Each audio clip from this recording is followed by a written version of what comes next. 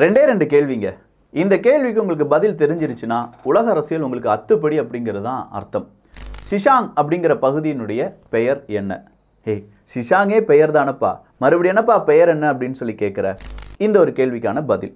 அடுத்ததா ஷிங்ஷியாங் அப்படிங்கிற அந்த ஒரு பெயர் இருக்குல்ல, அதனுடைய உண்மை பெயர் என்ன? ஷிஷாங் அப்படிங்கிறனுடைய உண்மை பெயர் திபெத் அப்படிங்கிறது தான். நமக்கு திபெத் தெரியும், ஷிங்ஷியாங் பகுதி நம்ம எல்லாருக்குமே தெரியும், ஏன்னா நிறைய நியூஸில் வந்துருச்சு. அங்கே உய்குரின மக்கள் வாழ்ந்து கொண்டிருக்கிறார்கள். ஷிங்ஷியாங் அப்படிங்கிற பகுதியை பற்றி நியூஸில் வந்ததுனால நமக்கு தெரியும். ஆனால் உண்மையிலேயே அதனுடைய இயற்பெயர் என்ன அப்படின்னு பார்த்தீங்கன்னா ஈஸ்ட் தர்கிஸ்தான் அப்படின்னு சொல்லுவாங்க. ஈஸ்ட் தர்கிஸ்தானை தான் அவன் எப்படி பேரை மாற்றி வச்சிருக்கான்? ஷிங்ஷியாங் சொல்லி பேர் மாற்றி வச்சிருக்கான். அவன் பெயர் மாற்றி வச்சது மட்டும் இல்லாமல் அதை எல்லா நாளேடுகளுக்கும் ஊடகங்களுக்கும் எல்லா டிவி சேனலுக்கும் நீ ஷிங்ஷியாங்க தான் சொல்லணும், ஈஸ்ட் துர்கிஸ்தான் அப்படின்னு சொல்லக்கூடாது அப்படின்னு சொன்னதுனால இன்னைக்கு நமக்கு ஈஸ்ட் துர்கிஸ்தான் அப்படிங்கிற பெயர் தெரியாது, ஆனால் ஷிங்ஷியாங் அப்படிங்கிற பெயர் தெரியும். ஆனால் அதே நேரத்தில் சீனாவில் திபெத் கிடையாது, தலாலாமா பிரச்சனைலாம் நமக்கு தெரியும்ல, அந்த திபெத் தான் அப்படின்னு சொல்லி இன்றளவும் பெரிய போராட்டம் வெடிப்பதனால் மட்டும்தான் ஷிஷாங் அப்படின்னு சொல்லி அவன் வைத்த பெயரை இன்னும் ஊடகங்கள் சொல்லாமல் இருக்கிறார்கள். அப்படின்னா சீனாவினுடைய எய்ம் என்ன? பெயரை மாற்றி வரலாறை மாற்றி ஒட்டுமொத்தமாக எல்லா இடங்களிலும் அந்த வரலாறுக்கு இந்த பெயர் தான் அப்படின்னு சொல்லி அவனுடைய புது பெயரை கொண்டு வந்து அந்த புது பெயர் என்னுடைய வரலாற்றில் ஆண்டாண்டு காலத்துக்கு முன்னாடி இருந்தது அப்படின்னு சொல்கிற ஒரு பொய்யான பரப்புரை செய்து அந்த இடத்த ஆட்டை போடுறது தான். நம்ம ஊரில் காலி இடம் இருக்குன்னு வச்சுக்கோங்களேன், அது நம்ம இடமா தான் இருக்கும். வேலி கெட்டாமல் நம்ம விட்டுருந்தாலோ வேலி கெட்டிருந்தாலோ திடீர்னு வந்து வேறொரு செல்வாக்கு மிக்க ஒரு நபர், அது அரசியல் செல்வாக்காக இருக்கலாம், அரசாங்க செல்வாக்காக இருக்கலாம், அந்த இடம் என்னுடைய தான், அந்த பட்டா என் பேருக்கு மாற்றிட்டேன் அப்படின்னு சொல்லி சொல்லுவாங்க. இது சின்ன இடத்துலேருந்து பெரிய நாடு வரை இப்படித்தான் இடம் பிடித்து கொண்டிருக்கிறார்கள். போருக்கு பயந்தவர்கள் பெயரை மாற்றுவார்கள். அப்படி அருணாச்சல பிரதேசத்தில் 30 இடங்களுடைய பெயரை சீனா மாற்றியது அப்படிங்கிற செய்தி நம்ம எல்லாருக்கும் தெரியும். ஆனால் அந்த செய்திக்கு பின்னாடி இருக்கக்கூடிய உண்மை, இது எத்தனாவது முறையாக அந்த இடங்களுக்கு சீனா பெயர் மாற்றுகிறார்கள் தெரியுமா? 30 இடங்கள் அப்படின்னு சொல்கிறாங்களே, 30 இடங்களா, மலைகளா, குன்றுகளா, இல்லை ஏரிகளா தெரியுமா? இப்படி பல கேள்விகளுடைய ரொம்ப ரொம்ப ரொம்ப முக்கியமான பதிலாக இந்த ஒரு பதிவு இருக்க போகுது. அன்பு தமிழஞ்சங்களுக்கு தமிழ் பொக்கிஷத்தின் வணக்கங்கள்.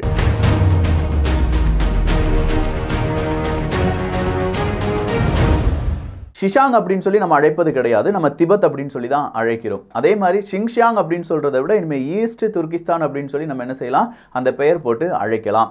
சீனா அவங்க கிட்ட இருக்கக்கூடிய நாடுகள், இது வந்து ஏதோ திபெத்துக்கும் இல்லாட்டி இந்த உய்குரின மக்களுக்கும் இந்தியாவுக்கும் இடையே இருக்கக்கூடிய பிரச்சனை அப்படின்னு மட்டும் நினைச்சிடாதீங்க. அவங்கள சுற்றி இருக்கக்கூடிய எல்லா ஏரியாவும் எனக்கு தான் சொந்தம் அப்படின்னு சொல்லி சொந்தம் கொண்டாடக்கூடிய பெரிய ஒரு சைக்கோ தான் இந்த சீனா அப்படிங்கிற நாடு அப்படின்னு சொல்லலாம். அதில் சைக்கோ அப்படின்னு சொல்கிறத விட சீனாவை ஆழக்கூடிய சீனா கம்யூனிஸ்ட் பார்ட்டி இருக்குது பார்த்தீங்களா, சிசிபி, அவங்களுடைய டோட்டல் எய்மே ஒன்றிணைந்த சீனா அப்படின்னு சொல்லி மங்கோலியாவை உள்ளே கொண்டு வர்றது, திபெத்தை உள்ளக்க கொண்டு வர்றது, தைவானை உள்ளக்க கொண்டு வர்றது, 9 லைன்ஸ் அப்படின்னு சொல்லக்கூடிய அத்தனை பகுதியும் உள்ளே கொண்டு வர்றது, அவங்களுக்கு எதிராக இருக்கக்கூடிய இந்தியாவில் இருக்கக்கூடிய அருணாச்சல பிரதேசம் அவங்களுடையது அப்படின்னு சொல்லி அதையும் உள்ளே கொண்டு வர்றது, இப்படின்னு சொல்லி ஒரு பெரிய எய்முடன் தான் இருந்துட்டு இருக்காங்க. சரி, இப்போ இந்தியாவினுடைய பிரச்சனையை பார்க்கறதுக்கு முன்னாடி சீனா யாரு கூடலாம் உரண்டை இழுத்துட்டு இருக்காங்க அப்படிங்கிறத பார்த்துடலாம். திபெத்து கூட ஷிஷாங் அப்படிங்கிற பகுதி பெயர் போட்ட உடனே தலாலாமா பிரச்சனை பண்ணுறாரு, என்னுடைய வரலாற்றை நீ திரிக்க நினைக்கிறாய், உனக்கு நான் சம்மதம் தெரிவிக்க மாட்டேன் அப்படின்னு சொல்லி இந்தியாவில் தஞ்சம் புகுகிறார். இது நமக்கு தெரிஞ்ச செய்தி தான். உய்குரின மக்கள் நிறைய பேர் வாழ்ந்துட்டு இருக்கக்கூடிய அந்த இடத்த அவங்க எல்லாருமே உய்குரிஸ்தான் அப்படின்னு சொல்லி தான் அழைத்து வந்தார்கள். எப்படி பாகிஸ்தான் இருக்கோ அதே மாதிரி அது உய்குரிஸ்தான் அப்படின்னு சொல்லி தான் பெயர் அழைக்கப்பட்டு வந்தது. அதை ஈஸ்ட் துர்கிஸ்தான் அப்படின்னு சொன்னாலும் அங்கே நிறைய மக்கள் இருப்பதால் அதை உய்குரிஸ்தான் அப்படின்னு தான் சொன்னாங்க. நீ உய்குரிஸ்தானும் கூப்பிடக்கூடாது, ஈஸ்ட் துர்கிஸ்தான் அப்படின்னும் கூப்பிடக்கூடாது, இனிமே நீ கூப்பிட வேண்டிய பெயர் ஷிங்ஜியான் அப்படின்னு சொல்லி ஒரு பெயரை போட்டு அந்த பெயரில் தான் வரலாறு எல்லாமே எழுதப்பட வேண்டும் அப்படின்னு சொல்லி அதுக்கு முந்தைய வரலாற்று புத்தகங்கள் எல்லாமே அழிக்கப்படுகின்றன. இப்படித்தான் ஈஸ்ட் துர்கிஸ்தான் அப்படிங்கிறது ஷிங்ஷியாங் அப்படின்னு சொல்லி பெயர் மாற்றம் செய்யப்படுகிறது. இதெல்லாம் சீனாவினுடைய முதல் கட்ட வேலை தான். அடுத்த கட்டமா இந்த தென்சீன கடல் அப்படின்னு நம்ம சொல்றோம்ல, சவுத் சீனா சி, அங்க எத்தனை நாடுகள் கூட சீனா சண்டை போட்டுட்டு இருக்காங்க தெரியுமா? வியட்நாம் கூட, அந்த பக்கமா இருக்கக்கூடிய ஜப்பான் கூட, இன்னொரு பக்கமா இருக்கக்கூடிய பிலிப்பைன்ஸ் கூட, கிட்ட இருக்கக்கூடிய இந்தோனேஷியா கூட, இப்படின்னு சொல்லி பல நாடுகள் கூட சண்டை போட்டுட்டு இருக்காங்க. ஆனால் சண்டை போடுறது சாதாரண சண்டை கிடையாது. சீனாவுக்கு சண்டை போடுறது வந்து அவ்வளோ பிடிக்காது. அவங்க சண்டை போடாமல் எப்படி ஜெயிக்கிறது? இப்போ என் நாட்டை, என் வீட்டை நீ ஆட்டையை போடணும்னா என் வீட்டுக்குள்ளே வரணும். சீனாக்காரன் என்ன செய்வானா, வீட்டுக்குள்ளெல்லாம் வரமாட்டான். அந்த வீடு என்னுடையது தான், அந்த வீட்டுக்கு நான் பெயர் மாற்றிட்டேன் அப்படின்னு சொல்லி பெயரை மட்டும் மாற்றுறதுக்கு ட்ரை பண்ணுவான். அவ்வளோதான். அதோடு அவனுடைய பல வருடங்கள் பிறகு அந்த பெயர் இப்படி தான் நாங்கள் மாற்றிட்டோம், அந்த வீடு என்னுடைய தான் அப்படின்னு சொல்லி சொந்தம் கொண்டாட வருவாங்களே தவிர சண்டை செஞ்சு ரத்தம் சிந்தி உண்மையாக போராடி அதை வந்து ஒரு வெற்றியாக மாற்ற வேண்டும் அப்படின்னு சொல்லி சீனா விரும்பவே மாட்டாங்க. சீனாவினுடைய இராணுவ வீரர்களும் அப்படி தான். அவங்களுக்கு ஏதோ நாங்கள் வந்து பெரிய இராணுவம் அப்படிங்கிற ஒரு கட்டமைப்பு இருந்தாலும் உண்மையாக சீன இராணுவ வீரர்களுக்கு தைரியம் இருக்கா அப்படிங்கிற ஒரு கேள்வியும், சீன இராணுவ வீரர்கள் போர் பயிற்சி செய்கிறார்கள் அப்படிங்கிற கேள்விக்கும் உலக நாடுகளுக்கு இன்னைக்கும் தெரியும் பதில் இல்லை அப்படிங்கிறது தான். சீனாவினுடைய பல மிசைல்ஸ், சீனாவினுடைய பல விமானங்கள், சீனாவினுடைய பல புதிய கண்டுபிடிப்புகள் எல்லாமே பல விதங்களிலும் லாபத்தை தருவதை விட நஷ்டத்திலும் ஃபெயிலியராகவும் அதை நம்பி இருக்கக்கூடிய நாடுகளே டோட்டல் ஃபெயிலியராகவும் மாறின வரலாறு எல்லாமே நமக்கு தெரிஞ்சது தான். அவங்களுடைய மிசைல்ஸ் எல்லாம் பார்க்கறதுக்கு ரொம்ப பிரம்மாண்டமாக இருக்கே விக்கி அப்படிங்கிற அந்த கேள்வி வரலாம். மிசைல்ஸ் அவங்களுடைய டெக்னாலஜி, அவங்க சொல்கிற விதம் எல்லாமே நல்லா தான் இருக்குது. ஆனால் அது உண்மையிலேயே ப்ராக்டிக்கலாக அந்த அளவுக்கு எஃபெக்டிவா அப்படிங்கிறத வரும் காலம் இல்லாட்டி காலம் அதற்கான பதிலை சொல்லும். சரி, இப்போ நான் உங்ககிட்ட இன்னொரு கேள்வி கேட்குறேன். பார்சல் ஐலண்ட் அப்படிங்கிற ஒரு ஐலண்ட் இருக்குது. இந்த பார்சல் ஐலண்ட் அப்படிங்கிறது யார் யாருக்கு இடையே சண்டை நடந்துட்டு இருக்கு தெரியுமா? சீனா, தைவான், வியட்நாம். அப்போ இந்த பார்சல் ஐலண்ட் அப்படிங்கிறதுக்கும் சீனா பெயர் மாற்றம் செஞ்சிருப்பாங்களே அப்படின்னு கேட்டால் ஆமாம், அதுக்கு அவங்க வச்ச பெயர் தான் ஷிஷா ஐலண்ட்.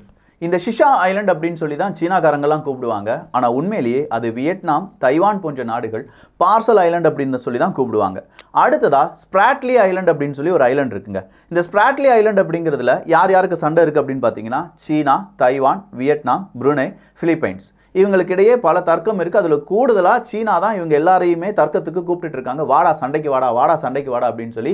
சரி வா சண்டைக்கு வான்னு சொல்லி பிலிப்பைன்ஸ்லாம் கூப்பிட்டா நான் சண்டைக்கு வர மாட்டேன், அதுக்கு பேரை மாற்றிட்டேன்னு சொல்லி ஸ்ப்ராட்லி ஐலண்டை அவங்க பினின் ஐலண்ட் அப்படின்னு சொல்லி கூப்பிடுவாங்க. இன்னும் சில பெயர்களில் அழைப்பார்கள்.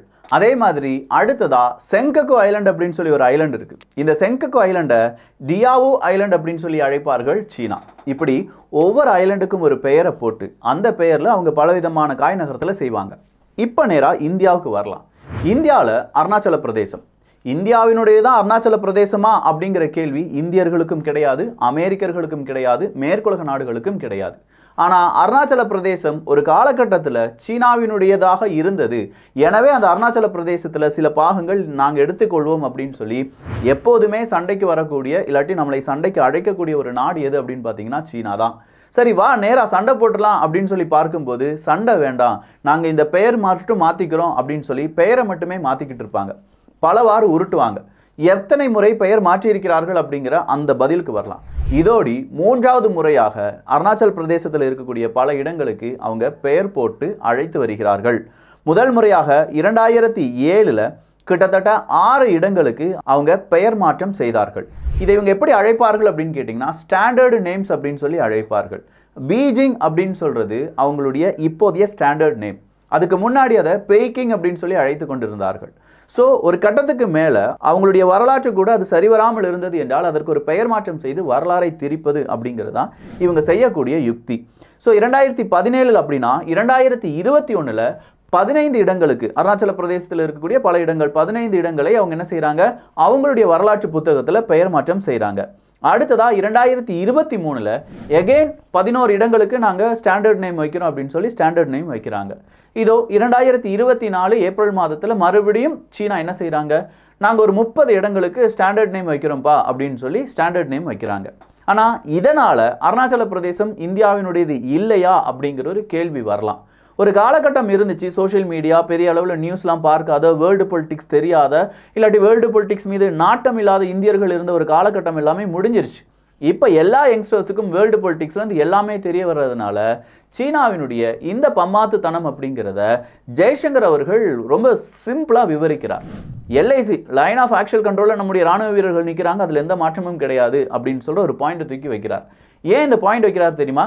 யுத்தத்துக்கு நாங்கள் தயார் தான்ப்பா, வேணும்னா என்ன செஞ்சுக்கோ, அங்கே இருக்கக்கூடிய எங்களுடைய ராணுவ வீரர்களை மோதிட்டு இங்கே வந்து பெயர் வச்சுக்கோ அப்படிங்கிறது தான். அடுத்ததாக அவர் சொல்கிறது, ஏன் ஒரு வீடு இருக்குது, அந்த வீட்டுக்கு இன்னொருத்தவங்க உங்கள் பக்கத்து வீட்டுக்காரங்க ஒரு பெயர் போட்டு அது என்னுடைய வீடு தான் சொன்னால் நீங்கள் ஒத்துக்கொள்வீர்களா?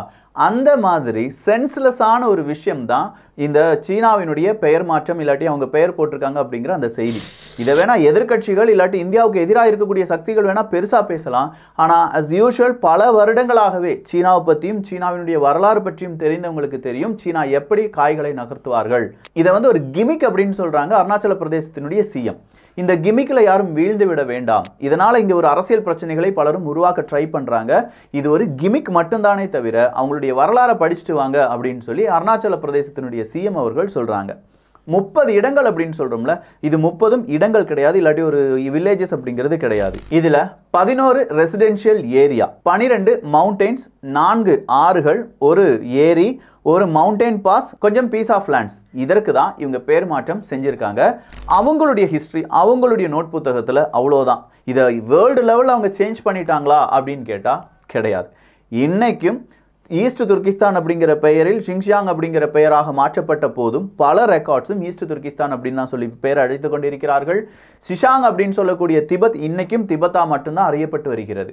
அருணாச்சல பிரதேசம் இந்தியாவினுடையது தான் அப்படிங்கிறத அமெரிக்கா ஒத்துக்கொண்டார்கள் என்பதும், ஒரு கட்டத்துக்கு மேலே சீனா அமெரிக்காவை தான் கூப்பிடுவாங்க, எப்பா சண்டை வந்துருச்சு அது என்னுடைய பகுதி அப்படின்னு சொல்லும்போது அமெரிக்கா ஒஃபிஷியலாக அறிவித்து விட்டார்கள் அருணாச்சல பிரதேசம் இந்தியாவினுடையது தான், அதற்கான எல்லா எவிடன்ஸும் இந்தியா கிட்ட இருக்கு அப்படின்னு சொல்றதை ஒத்துக்கொண்டார்கள்.